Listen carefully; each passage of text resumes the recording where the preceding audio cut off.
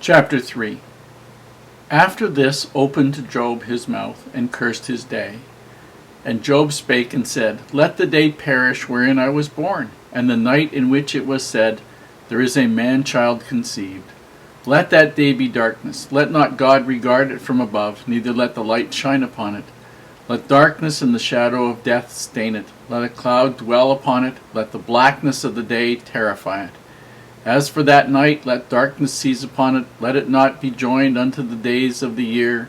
Let it not come unto the number of the months. Lo, let that night be solitary. Let no joyful voice come therein. Let them curse it that curse the day, who are ready to raise up their mourning.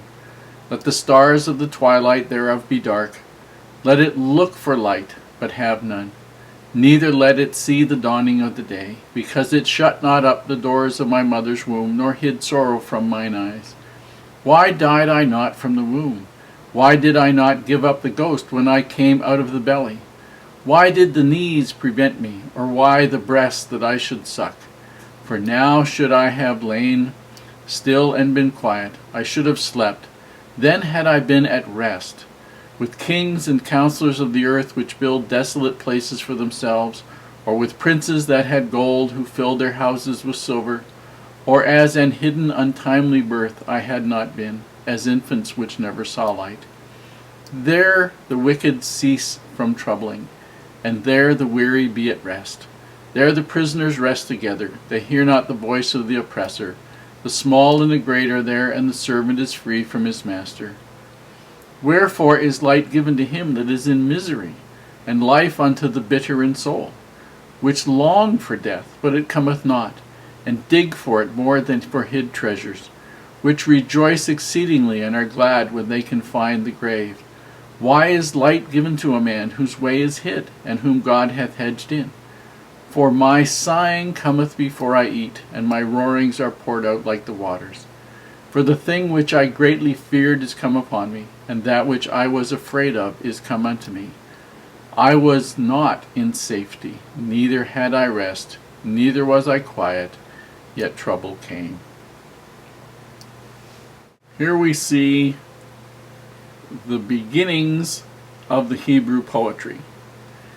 And Hebrew poetry is different and constructed different than most of the poetry that we would know as English-speaking people. Most, not all, but most Hebrew poetry uses a form of literary structure called chiasmus.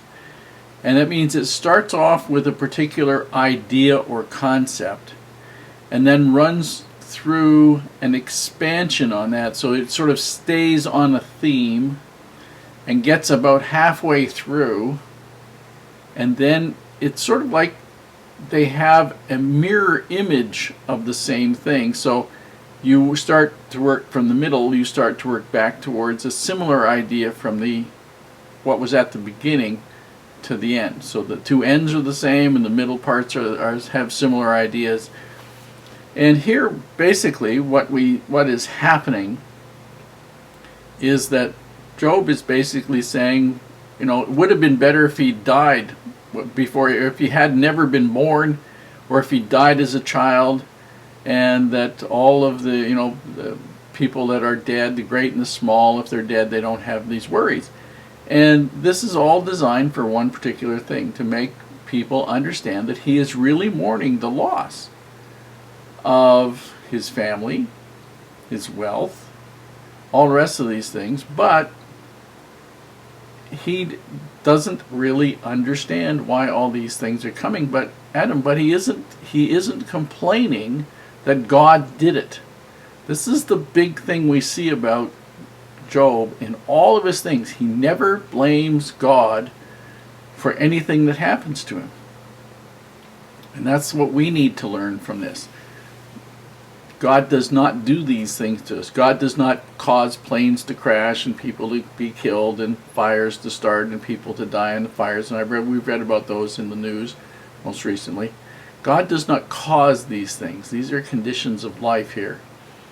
And but in the long run, as we'll see with Job, and as we'll see in our own lives, God works regardless of what the circumstances are. God will work it out for our benefit in the end. Job has to go through a learning process here. Because although he doesn't condemn God, he doesn't see that there's anything particularly beneficial to his experience either. And neither do we when we go through it. But when we look at our children and we see them learning and struggling to understand things, we think, well, they're learning. They're. And I'm sure Heavenly Father looks down on us and thinks, you know what? And here's the concept that will help you as you are going through this entire section on Job, all of these chapters. Job understands something. He understands that God exists.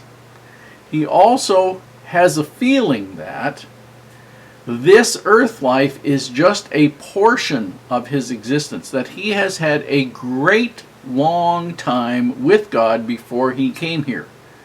And that this is a relatively short period of time, and he's going to have a great long time after he leaves here. He has an inkling of those things. You'll see that as we go through the chapters. But he understands that this earth life is not all there is. Whereas his friends seem to feel that this earth life is 100% of everything there is.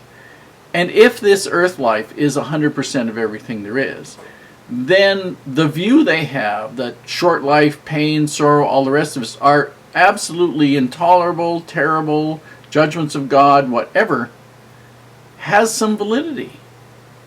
But if this is a place to learn, if this is a place to appreciate, if this is a place to grow and understand and make good and wise choices and understand how to live throughout eternity, then we need to have the experiences here that we have here.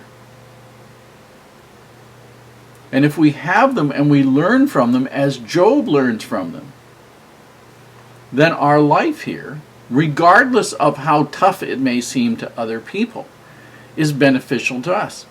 The things that I need to learn in order to be the best I can be throughout eternity may be very dramatically, seriously different than any of my family need to learn, any of my friends need to learn, anybody else in town needs to learn. And I need to learn them in a way that I will benefit from it.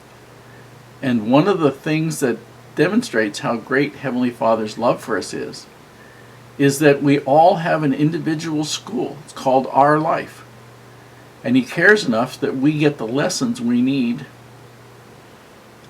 And if we benefit from them by not blaming Him for the things that happen and learn from the things that happen what we can learn, our life here, regardless of how it looks to anybody else, can be one of joy.